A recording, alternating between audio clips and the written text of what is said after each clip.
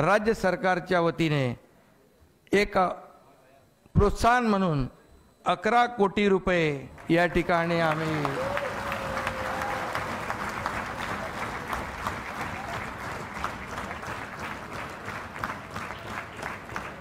आणि खूप खूप शुभेच्छा.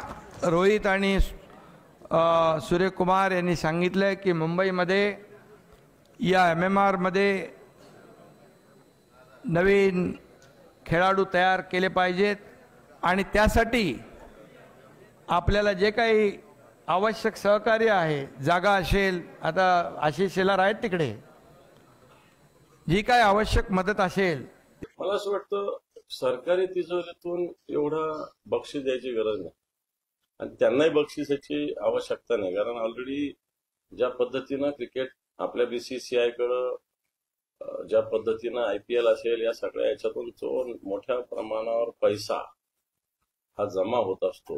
पैसा म्हणजे खरं तर या IPL वगैरे या पैशासाठीच आहे.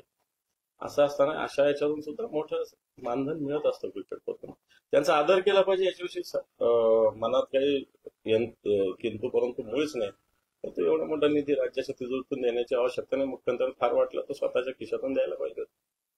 जर 4 महिन्यामध्ये 1068 शेतकरी आत्महत्या करत असतील आणि त्यांना मदत मिळत नसेल आणि आकडे फुगवून सांगून खोटं नेरेटिव्ह सेट करत असतील, खोटं बोला रटून बोला, हे यांचा पर्दाफाश जनता करेल.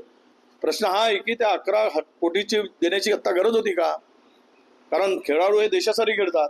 120 कोटी रुपये तसे त्यांना BCCI दिले आहेत. एवढी मोठी रक्कम इनामाच्या रूपात दिल्यावर आपली तिजोरीतून पैसे देण्याची काय गरज होती? पण आता स्वतःची पाठ थोपटून घ्यायची. तिजोरी संपली तरी चालेल, गरीब मेला तरी चालेल, पण माझ्या पाठीवर छाप पडली पाहिजे, थाप पडली पाहिजेत, असा काही राज्यकर्त्यांचा उद्देश असतो. त्याचा तो एक भाग आहे असं मी मानतो.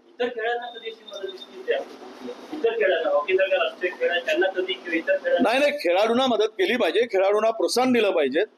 पण आपण आपले काय म्हणतात त्याला,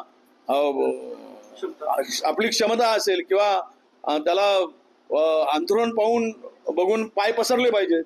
तर अंथरुण छोटा आहे आणि पाय लांब करतायत, तर अर्धे पाय उघड्यावर पडतील, त्यावेळेस ते दिसेल.